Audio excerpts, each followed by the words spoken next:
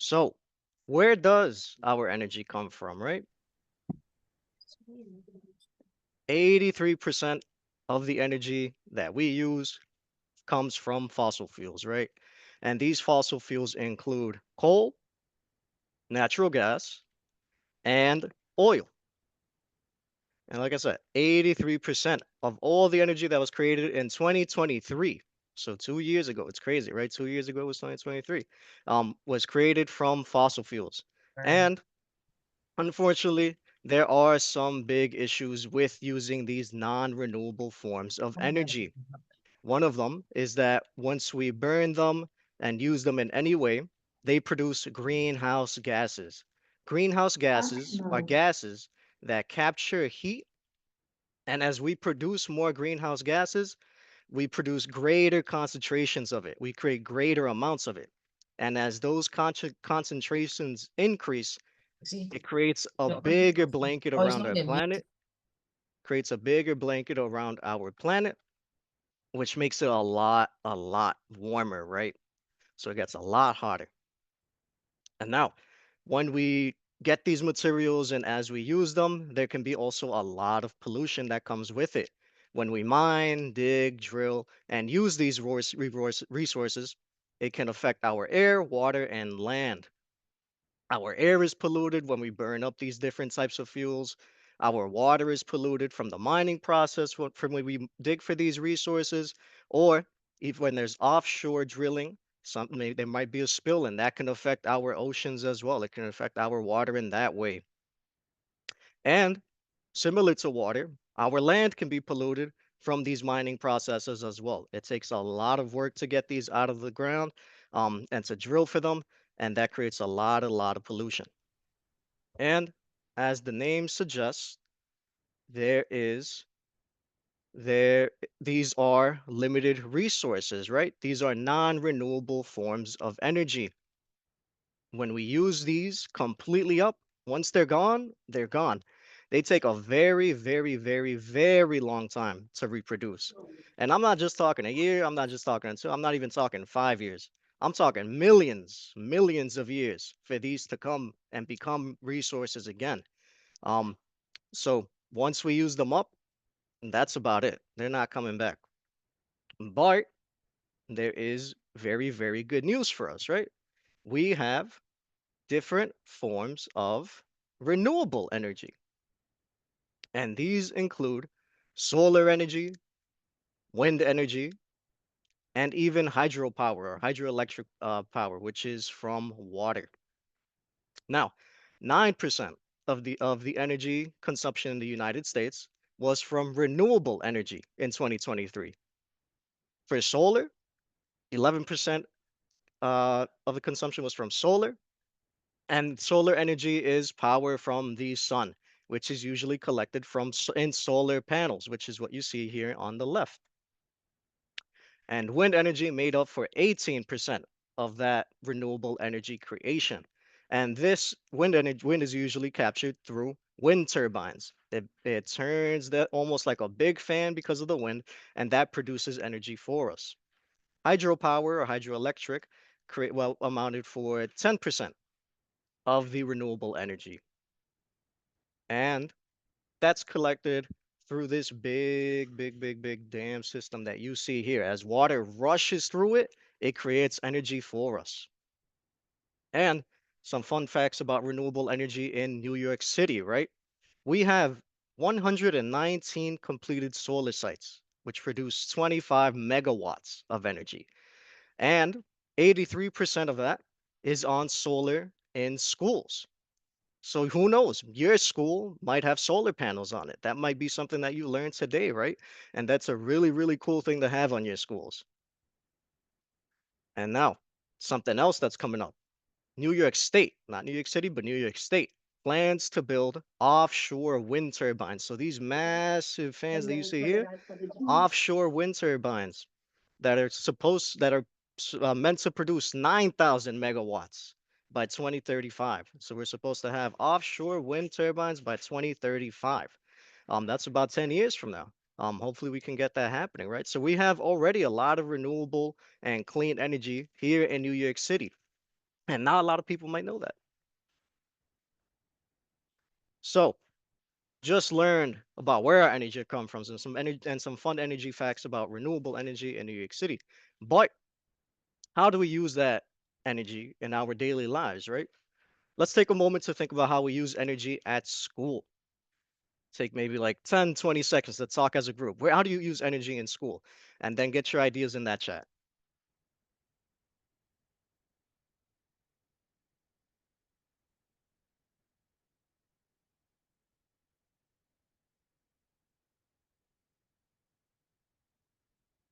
Yep, I see light, I see computers, computers again, fans, yeah, for sure. To cook food in the cafeteria, your Chromebooks, the AC, yep, the iPads. Yeah, exactly, exactly. And I see all of these coming in. They're rolling in. The Wi-Fi, pencil sharpeners. There's a lot of ways that we use energy in schools, right? And you mentioned some of them. The smart board, something you might use every day. Your computers, of course. The laptop cart, you use those to charge those laptops that you're using. And of course, you're charging your iPads, you're using your iPads as well. But is school the only place we're using energy? No, right? We're also using it at home. How do we use energy at home? Also take like 10, 20 seconds to talk about this. TV, ovens, washing machines. Exactly. You're still using your phone at home, right? The AC is still being used at home. Computers are still being used at home. Microwaves. Yeah, yeah, yeah. No, these are all really good. Refrigerators, heating, lighting. Exactly. Even at home, we're using energy in a bunch of different ways, right? Some of you mentioned the AC, especially when it gets hot during the summer, right? Some of you mentioned the stove, using the stove top to cook, right? The fan. I know I'm a victim of using, not a victim. I usually use the fan during the winter too. I overheat a lot, so I'm using that year round. And of course, we're using our lights, right? We're using our lights almost every single day to light up our homes. But not all electronics and appliances use the same amount of energy. We have three items right here on the screen. We have a laptop, we have a toaster, and we have your smart board.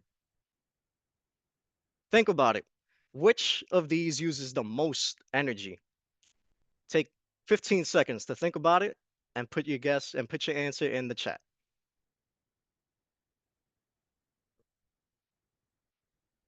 Got toaster, we got smart board. People said computer.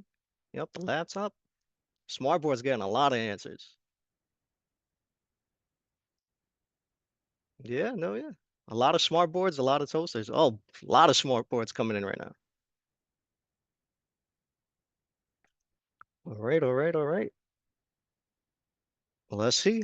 Let's see what the answer is. 45 watts of energy for the laptop, for the computer. 200 watts for the smart board. Now, if the smart board is massive, if that's using 200 watts, I wonder how much the little toaster is using, right? 875 watts of I energy mean, no, it's really for low. 875 watts for the toaster. That's a lot of energy being used. Why is it that the toaster, like this big. Why is that using the most energy out of all these things? Take a guess in the chat. Why is it that the toaster uses the most energy? It's constantly plugged in. It's creating heat energy. Got a lot of heat answers. Produces heat. Mm-hmm. Constantly on. Yeah, exactly. No, yeah, y'all got the answer right away. It's because it's heating up something in a very short amount of time, right? Your toast, your Pop Tarts, whatever it is that you're using your toaster for, it's heating it up in a very short amount of time, very, very quickly. Usually, things that heat or cool things usually use up a lot of energy. But you also have to keep in mind how often we're using these things, right? During an entire day, it might be that the smart board is actually using a lot more energy because it's on for most of the day, compared to the toaster that you might just use in the morning, right? So you gotta keep that into consideration too. Even with the laptop, You're using it, and then sometimes we might even charge it and use it at the same time. How about there? What if that's using a lot more energy than the toaster throughout the entire day? But amazing, y'all got the answer right. It's because it's heating up things. And again, things that heat or cool things usually use up more energy, right? Now, we learned where our energy comes from. We learned how we use energy at home and school, and a bit about how much energy we're using. And we also learned that most of the energy that we're using is coming from fossil fuels, right? Which have a lot of issues. So, something that we can do on our part is be energy conscious. To be energy conscious means to think about how we use energy. And there are a lot of ways where how we can be energy conscious, right? One is to say no to vampire energy. Whenever we leave those appliances and electronics plugged in and we're not using them, they're still using energy. Did we all know that? They're still using energy. Well, I'm not even using it, and it's still sucking up the energy. And that's why we call it energy vampires, right? Because they're still sucking that in, even if we're not using it. So, what we can do is unplug appliances that are not in use. This doesn't mean to just go unplugging everything, though, right? We gotta be conscious about what we're unplugging. So don't just go around your school unplugging every single thing that you see plugged into the outlet. And now, the other thing that we can do is to maximize daylight. Maximizing daylight means to use daylight in our classrooms, at home, instead of having the lights turned on, right? I know I really prefer using daylight. It's, feels good. It makes me warm. It's a two for one, basically. You're getting warm and you're getting light. So we can maximize daylight instead of having to use our lights in the morning or whenever it's really sunny, right? And third, we can turn off lights when we're not using them. Sometimes I know I've been guilty of leaving lights on after once I leave for a little while, I forget to turn it off. It's a habit that we have to break, right? So those are three things that we as individuals can do. We can say no to energy vampires. We can unplug appliances that are not in use and electronics. We can maximize daylight. That's number two. And then we can turn off lights that are not in use. So those are three things that we can do to be energy conscious. And there's a secret fourth one. There's a secret fourth one. And that secret fourth one is to share what you learned today with other people. That's how you can be a great energy conscious comrade, right? We can share this information that we're learning today with your family, with your friends. It's one thing to have it all up here. You're the smartest person on energy right now, but you can share it with everyone else, and everyone else can become energy conscious as well. So remember that. Share all the information that you're learning today. I know this was scheduled for 9:20, so I tried to go through that a little bit quickly. Again, really sorry that this started late. A lot of tech issues this morning, but that doesn't mean that this just couldn't happen, right? We still had it happen. Hopefully, y'all learned a bunch of great stuff today. There's a lot of great stuff happening in the sustainability field in New York City, and as well as in your schools. And with that, that's the end of the webinar. Hopefully, you learned a lot, and I'm happy that I could present to all of you. There's about like 212 of you. That's a lot of schools. That's a lot of students. So just think about that. You're not the only one participating in today's Energy Climate Action Day. You've got a lot of friends who are also working for So sustainability. I took it off already. Right. Thank you. Thank you. Aprem. Thank you. Thank you. And have a great Energy Climate Action Day. Say thank you. Bye, guys. Say thank you.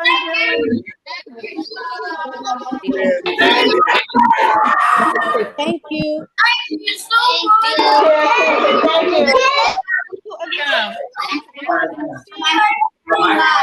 much, everyone. Go and have a great Energy Climate Action Day. Thank you, guys.